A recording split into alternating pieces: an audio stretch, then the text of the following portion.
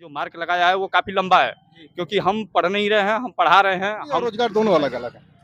रोजगार तो सभी लोग कर रहे हैं, मीडिया जितने भी जलाई व्यवसायी गई, तमाम न्यूज़ें चला, बहुत सारा न्यूज़ चला, कापियाँ जल गई, धांधली हो गई, और उस समय था रिटन एग्जाम होने को था। सब डांसर आ रहा है, हीरो आ रहा है, हीरोइन आ रहा है, नचनिया हुआ था, पदनिया हुआ हमें था। जेल भेजने का क्या आवश्यकता था? उसको पहले नहीं जवाहरलाल नेहरू ने खुद बोला कि विपक्ष में बैठाओ। अगर मेरी जो शॉप यानी किसी प्रकार से अगर बंद होती है तो यानी कि वो मानक के अनुसार नहीं है, तभी बंद होगी।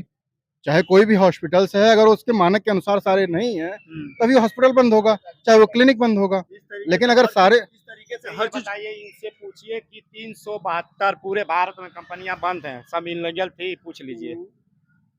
इनसे अगर लीगल थी वो, नहीं लीगल थी वो तो लीगल होने का दस्तावेज है। बंद है। नहीं किस वेज से, अगर नहीं किस वेज से बंद है। अगर वो लीगल तो उसका दस्तावेज दिखा देंगे। नहीं अगर लीगल लीगल था भैया, अगर लीगल एक मिनट बंद है कंपनियां, इनसे पूछिए कि जान रहे हैं कितने बंद हैं। अरे रुकिए, अगर लीगल थी तो बंद क्यों है ये तो बता दें। हम क्यों बताएं भैया? ये रही बात, ये बात जो कर रहे हैं कंपनियों की बात कर रहे हैं, ये बात कंपनियों की कर रहे हैं। हमारे प्रदेश में, हमारे उत्तर प्रदेश में इतने प्राइमरी कॉलेज हैं, ये तो सब लीगल है ना। इसके पहले मैंने बीटीसी कंप्लीट कर रखा है। मैंने 2013 बैच का मैं बीटीसी हूँ, और जाके 15 में मैंने बीटीसी चालू किया और 17 में मेरा कंप्लीट हुआ। उसके बाद मैंने तुरंत टेट क्वालिफाई किया। टेट क्वालिफाई करने के बाद में इन्होंने जो 1,32,000 जो शिक्षक भर्ती जो थी, जो शिक्षा मित्र जो नियुक्त हुए थे, इनको इन्होंने बाहर फेंक दिया। समय हो गए कितने, लगभग 8 साल के तकरीबन हो गए।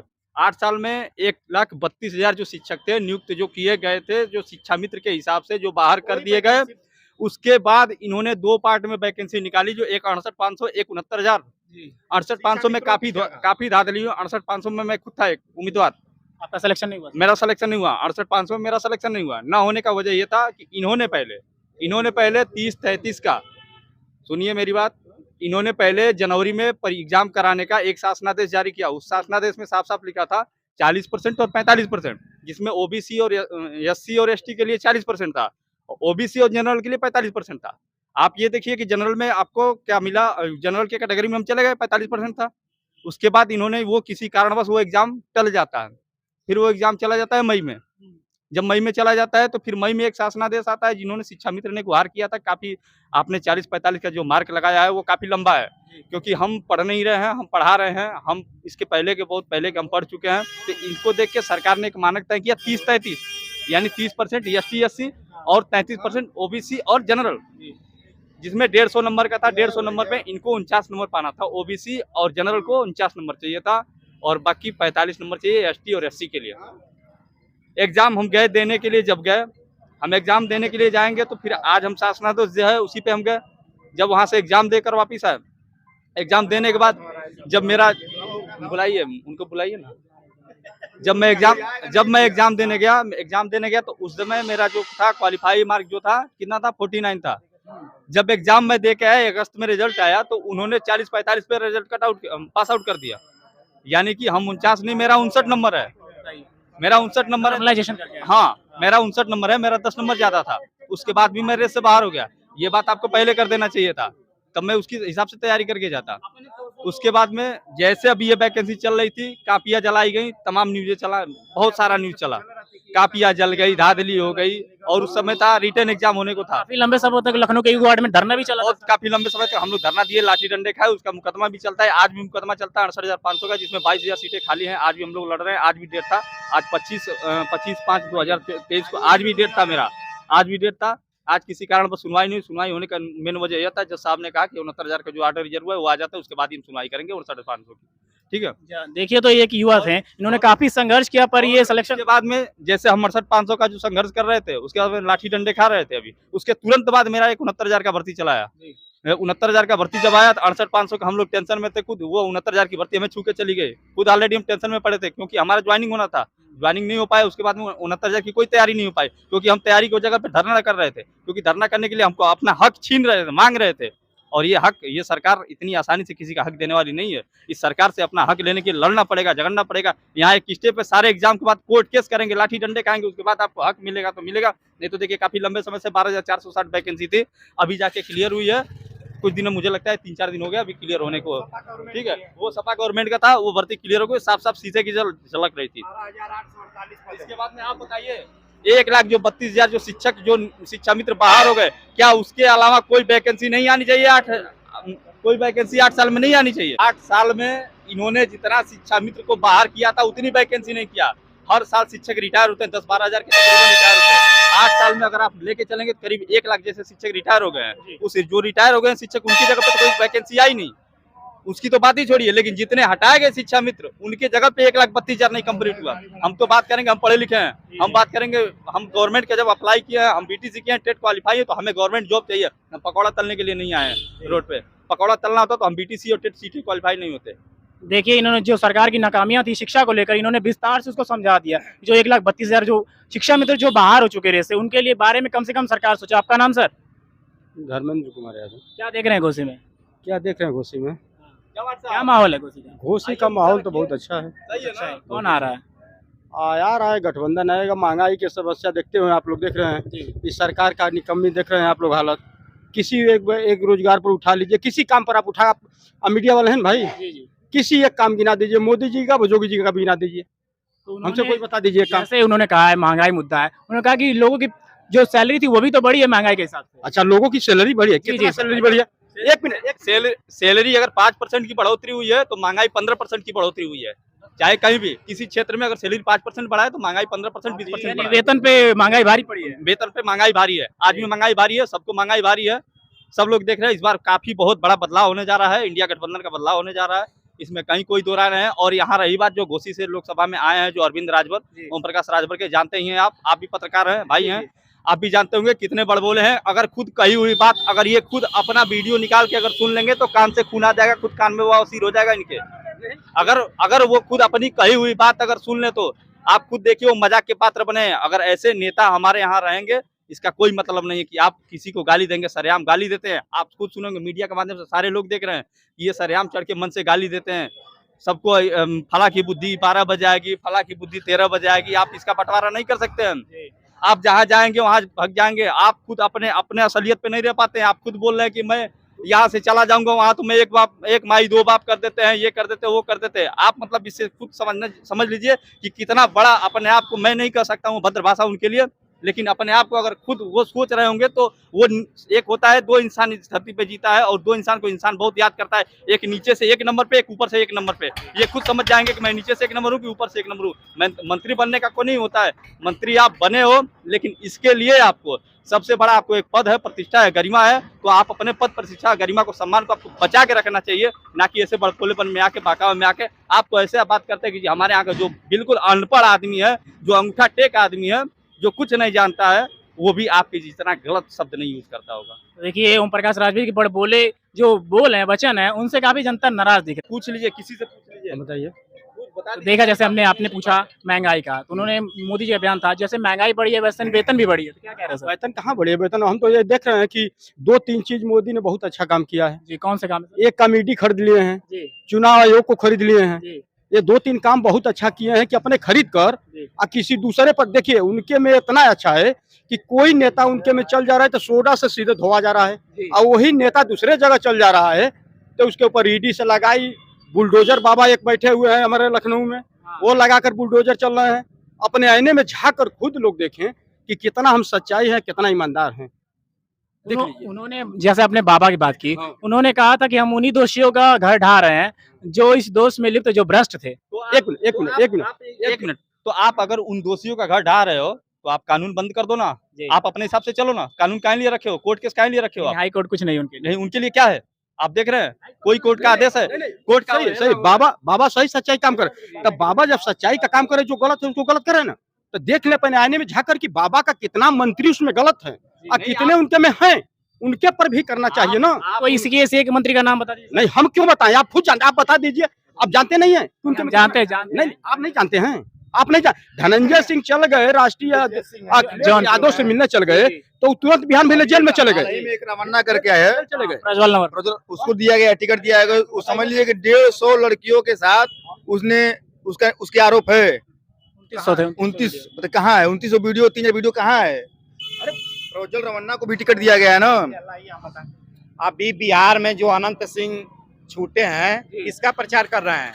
लल्लन सिंह का, हाँ, सबसे बड़ माफिया, सबसे गैंगस्टर, एक से लेकर को यार उत्तर प्रदेश की बात छोड़ो, इनका उधर यहाँ ब्रजेश सिंह और देखे धनंजय सिंह का, अभी देखे हैं धनंजय सिंह, अभी 15 दिन पहले उसको जेल में डाल दिया गया, ठीक, उनकी औरत को टिकट किया, शशिकला को टिकट दिया गया, किससे? बीएसपी का टिकट मिला, न मायावती टिकट वापस लिया न कुछ हुआ। उन्होंने इल्जाम लगाया कि मायावती ने टिकट वापस ले लिया। मायावती वापस नहीं ली, ठीक है। उसके बाद वो किसका प्रचार कर रहा है? जो बीजेपी का कैंडिडेट है वहाँ का, खुलेआम बोल दिया शंकर सिंह, ठीक है। अभी चले प्रचार कर रहे हैं, हर चीज है। उसके बाद आप देख लीजिए उनको कि बाबा क्या ईमानदारी का काम कर रहे हैं। गैस का दाम आप देख रहे हैं, कांग्रेस सरकार में 400 रुपया का था, ये सीधे 1200 रुपया, हमसे आप साढ़े 11 महीना अब 1200 रुपया ले रहे हैं, और चुनाव आ जा रहा है तब 6 महीने के लिए 200 रुपया घटा दे रहे हैं। क्या है, कहाँ का है?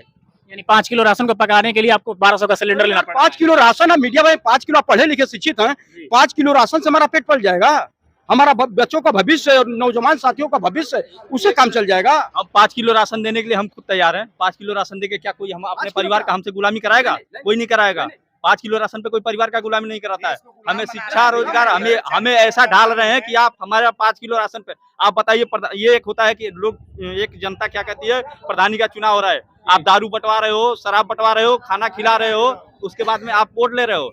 सेम बात वही तो हो रही है, लेकिन ये बड़े पैमाने की हो रही है। आप राशन बंटवा रहे हो, अभी आ जाएगा चुनाव आ जाएगा तो फिर अभी मुख्यमंत्री का चुनाव आ गया तो आप फ्री में राशन दे रहे हो, फ्री में ये तेल दे रहे हो, फ्री में चीनी दे रहे हो। इसका मतलब क्या हो गया? आप खिला के वोट दे रहे हो। फ्री की स्कीम कम से कम बंद होनी चाहिए। फ्री की स्कीम बिल्कुल बंद होनी चाहिए, 101% बंद होनी चाहिए। हमारे देखिए फ्री का जो मिल रहा है, जो उसका पात्र है मिले, उसको मिले, उसको मिले। और फ्री का 40 किलो ले आकर तुरंत दुकान पर तौला जा रहा है, हम लोग देख रहे हैं। उस पर सरकार कहाँ है? यानी बर्बादी हो रही है, राशन एकदम बर्बादी हो रही है, उस पर अंकुश क्यों नहीं? बर्बादी नहीं होता। यदि भारत कृषि प्रधान देश नहीं रहता तो अभी जो 1.5 साल भर पहले श्रीलंका की जो स्थिति हुआ था वो भारत की स्थिति होने वाली है। यहाँ तो हर व्यक्ति, चाहे गरीब हो, चाहे धनी हो, चाहे कोई भी हो, हर लोगों के पास 1 कड़ी 10 कड़ी जमीन है।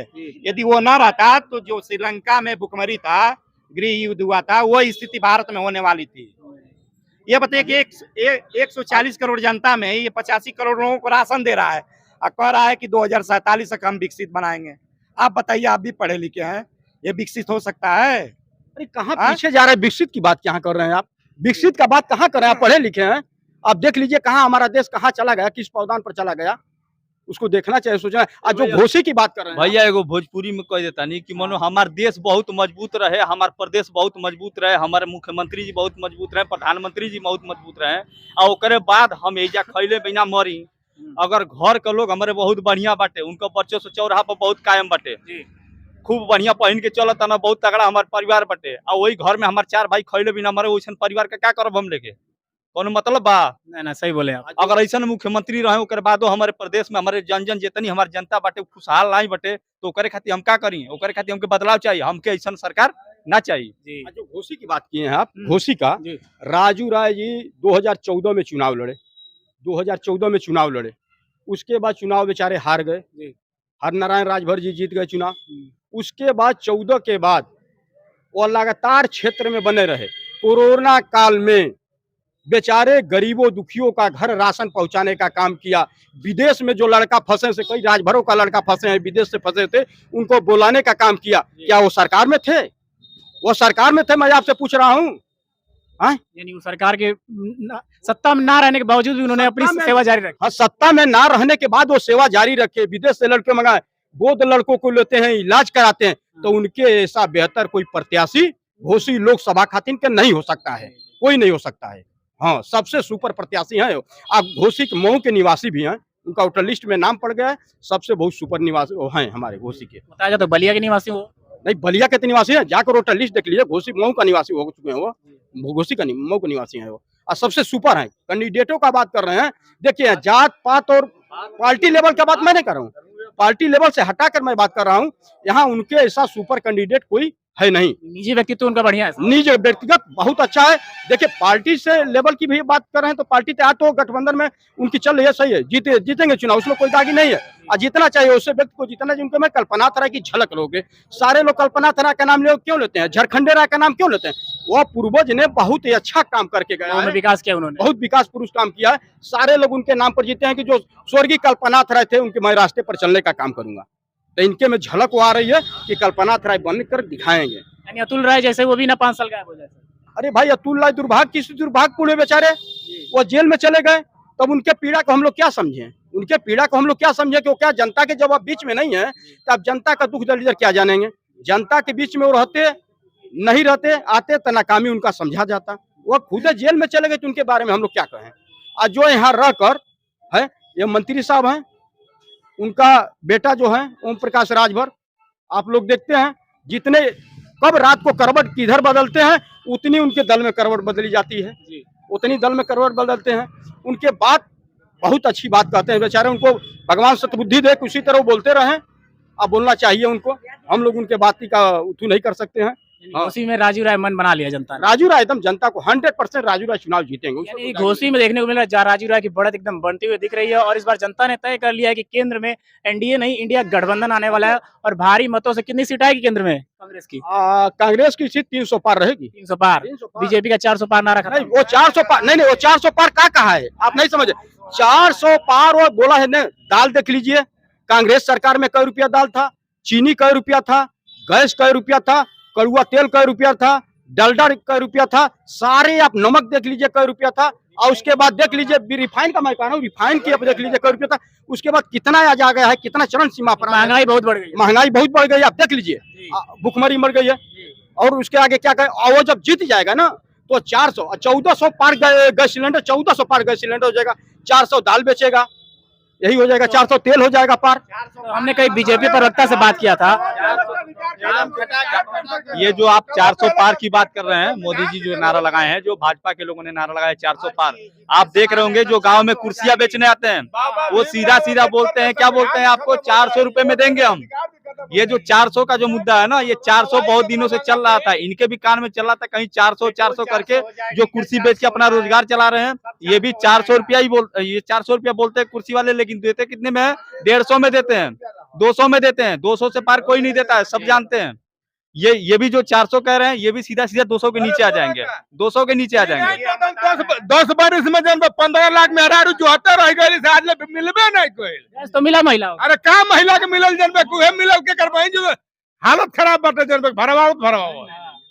कांग्रेस सरकार भी देने का गैस काम किया था, कांग्रेस सरकार मात्र 300 में गैस सिलेंडर देने का काम किया था, जिसका बीपीएल सूची में नाम था, बीपीएल सूची में जिसका नाम था उसको 300 रुपया में कांग्रेस सरकार देने का काम किया था। आया जब तक आपका 7000 रुपया कवर नहीं होगा तब तक आपका खाता में ये सब्सिडी नहीं आएगी। बताइए, तो ये महंगा दे रही थी कांग्रेस सरकार, केवल मात्र 300 में दे रही थी। इसके पहले जो था, जो बिजली का बिल था, अपने होश में मैंने देखा है 120 रुपए में 2 महीने बिजली का बिल चलता था। अभी आज 750-800 ग्रामीण एरिया में हो गया, और बिजली का बिल मनमानी रवैये की तरह आ रहा है, कोई मतलब नहीं है कि कितना रुपया महीने आएगा। विद्युत मंत्री तो आपके ऊर्जा मंत्री आपके मऊ के ही हैं के शर्मा जी, वो हमारे घर के रहे, लेकिन है तो भाजपा के ना, रहे हमारे घर के, लेकिन है तो भाजपा के ना। कितना टाइम बिजली आ रही है? इनकी कोई सुनवाई नहीं होती है, कोई सुनवाई नहीं होती है। जो विद्युत मंत्री हैं हमारे AK शर्मा जी, उनका कोई मतलब नहीं है भाजपा में। तो सिमर एक फूल है ना खुशबू न बदबू, सिमर के फूल है ना खुशबू न बदबू। आए थे कल्पना राय के तर्ज पे, लेकिन हो नहीं पाए, उसके लिए कर्म करना पड़ेगा ना। कल्पना राय आते थे तो वहां से प्रोजेक्ट लेकर आते थे, आई प्रोजेक्ट पाते ही नहीं है तो बेचारे क्या करेंगे। क्या देख रहे हैं इस बार मुद्दा? इस बार मुद्दा सपा की आ रही है, पीडीए की सरकार बन रही है, उसमें देखना का है। पीडीए तो बन रही है, एकदम बन रही है, उसमें कोई रोक नहीं पाएगा। परिवर्तन एकदम जनता चाह रही, परिवर्तन जनता ने मन बना लिया, एकदम मन बना लिया, इसलिए कि हम पढ़ लिख कर रोड पे घूम रहे हैं, सड़क घूम रहे हैं। हमारे 2 साल में नौकरी नहीं सब एज रहेगी तो हम क्या करेंगे, बोलिए आप भी। इसके पहले हम लोग देखते थे सपा बसपा कांग्रेस का सरकार भी हम लोग देखे हैं, बाकी विपक्ष अपनी बात बहुत मजबूती से थाना डैखाना पर SDM के साथ कर लेता था, कहीं धरना प्रदर्शन भी करके विपक्ष अपना नहीं सुनता था तो एसडीएम आकर बात सुनता था। बाकी यहाँ तक विपक्ष अपनी बात कहीं रोड पर बैठकर करने लगेगा, तुरंत उसके ऊपर इतनी मुकदमा लग जाएगा ये जोगी बाबा के सरकार में कि वो कल के लिए वो राजनीति नहीं करेगा, वो कहीं चले जाएगा कमाने। यानी डर का माहौल बना हुआ है। डर का माहौल हर आदमी के अंदर डर क्यों नहीं रहेगा? विपक्ष का देखिए, विपक्ष का मतलब यह होता है कि सरकार में जो रहता है विपक्ष का बात सुना जाए, उसका गंभीरता से बात लिया जाए, क्या वो गलत क्या सही है उस पर निर्णय किया जाए। हम सही कर रहे हैं तभी उसको नहीं सुना जा रहा है, गलत तो कर रहे हैं तो गलत ही है। 1950 में जब कांग्रेस सरकार बनाया था,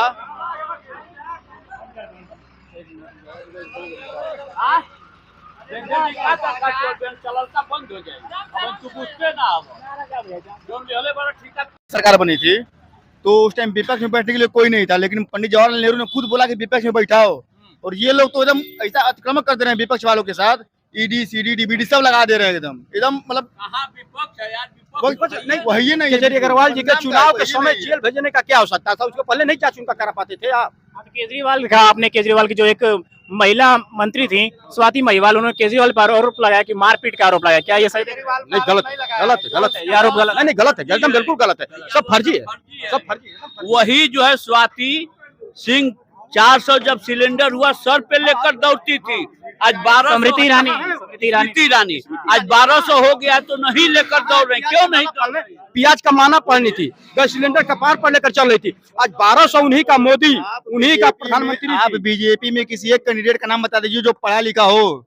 सब लोग डांसर आ रहा है, हीरो आ रहा है, हीरोइन आ रहा है, नचनिया आवत है, पदनिया आवत है, किसी एक का बता दीजिए जो पढ़ा लिखा व्यक्ति हो बीजेपी से। जो हमारे राजू रा है, यहाँ से राजू रा है, कोई बता दीजिए प्रत्याशी तुलना कर लीजिए, पूर्वांचल में कोई प्रत्याशी ऐसा दिए हो तो। कंगना रनौत जैसी अब को सांसद बना दिया जाए तो क्या सिखाएगी? नाचने गाने के लिए सिखाएंगे और क्या सिखाएंगे? तिवारी को हम सांसद बना दो तो क्या बताएंगे? पवन सिंह को बना दिया जाए, दिनेश लाल यादव निरोधक बना दो, क्या कहेंगे? पवन सिंह तो निर्दल लड़ रहे हैं, ठीक है, लेकिन अगर दिनेश लाल यादव को बना दिया तो क्या कहेंगे? देखिए हमारे युवा है कुछ बोलना चाहते हैं। माने आपने क्या मानना है? पूरा जनता जाग चुकी है और जनता इस बार भाजपा को साफ करने वाली है। भाजपा को साफ आप किसी जात पात पे नहीं, इस बार परिवर्तन चाह रही है, इसलिए कि लोग मनमानी हो गए। इतना भ्रष्टाचार, इतना करप्शन इस सरकार में जितना है किसी सरकार में नहीं था। चुनाव आयोग से सुप्रीम कोर्ट का जज ने मांगा है कि कांग्रेस 70 साल राज किया और 70 साल उनको मालूम नहीं है, केवल भारत में बेवकूफ बनाने के लिए।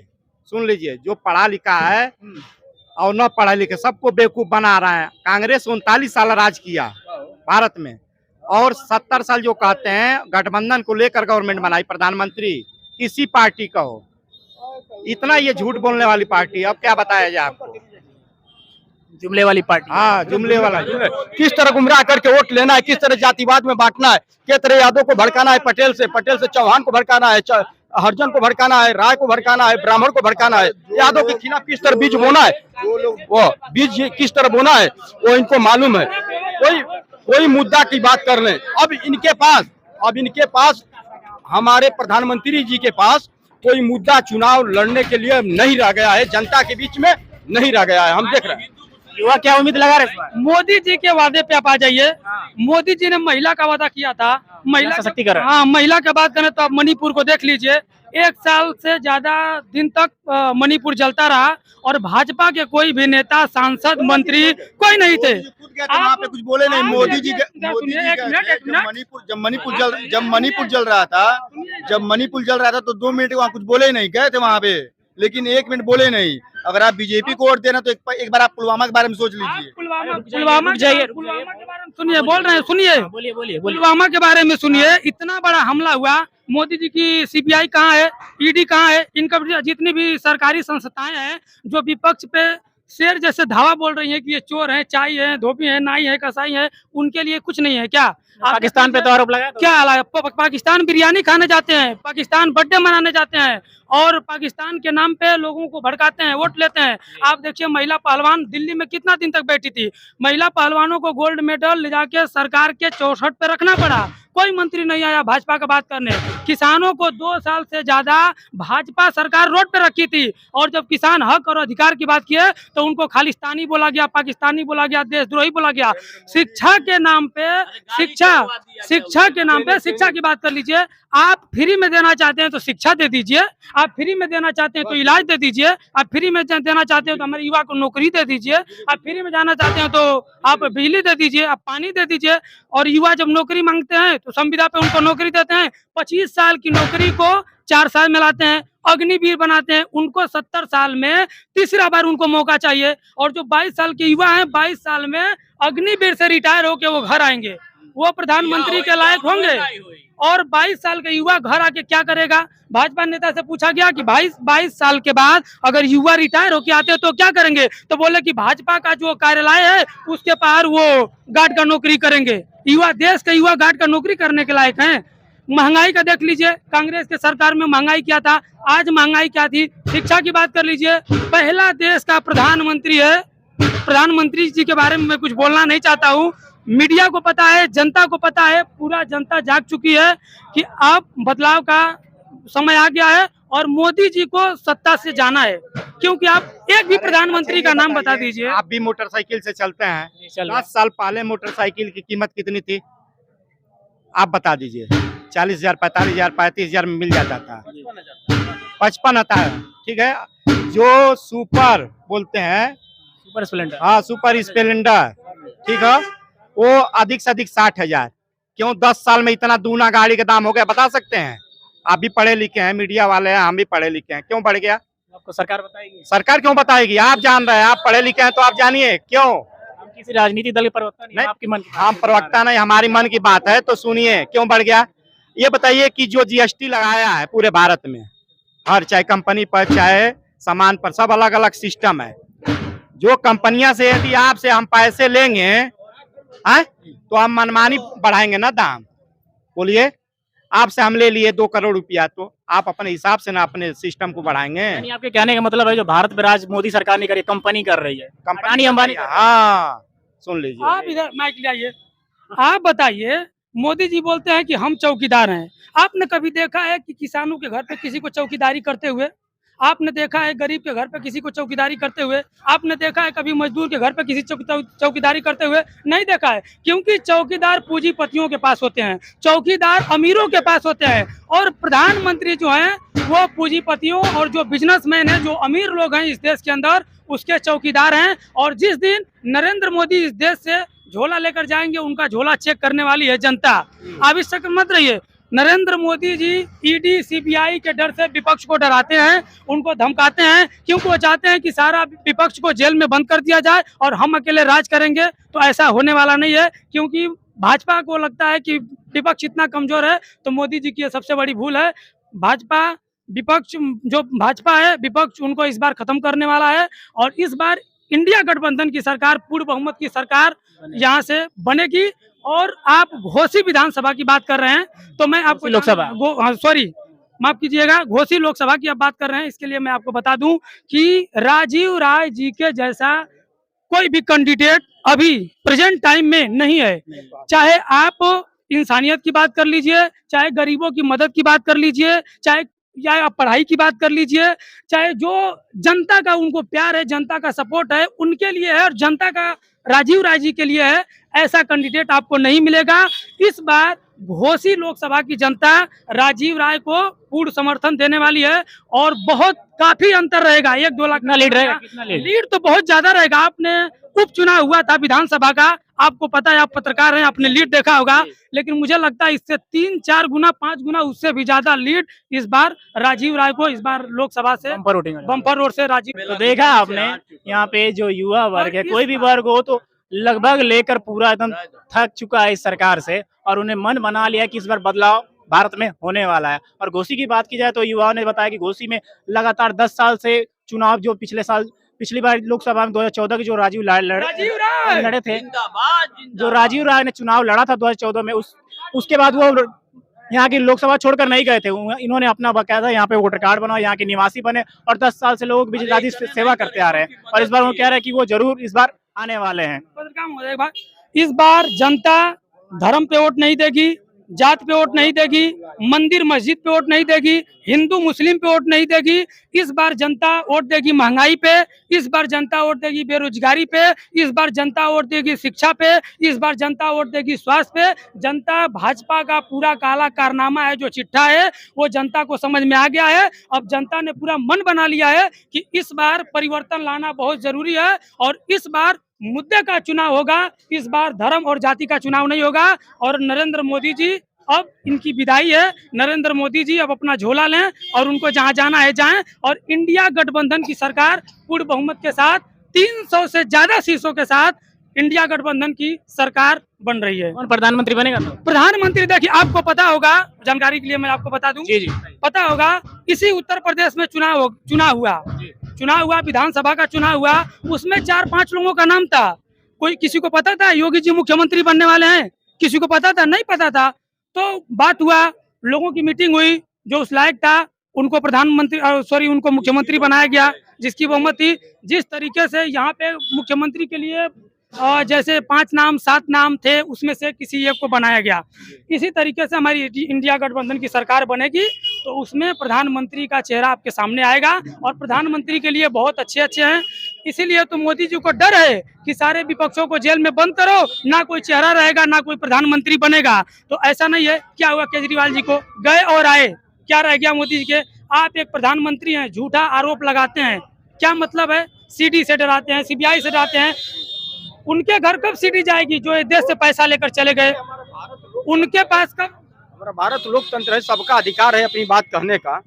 आज बात कहने दीजिए, कहिए। बाकी आपके मोदी जी बात किसी का सुनने के लिए तैयार नहीं है। जो हमारे प्रधानमंत्री हैं, हमारे भारत का मोदी जी, लोकतंत्र को प्रजातंत्र में बदल दिया। हाँ, ये बिल्कुल प्रजातंत्र में बदल रहे हैं और आप देख लीजिए। हाँ, हमारे लोग का ही कहना है बस, और कोई। यानी यहाँ पे बताया युवाओं ने, अगर इंडिया गठबंधन की सरकार आती है तो प्रधानमंत्री का चेहरा इंडिया गठबंधन के सदस्य ही तय करेगी कौन बनता है इस बार प्रधानमंत्री।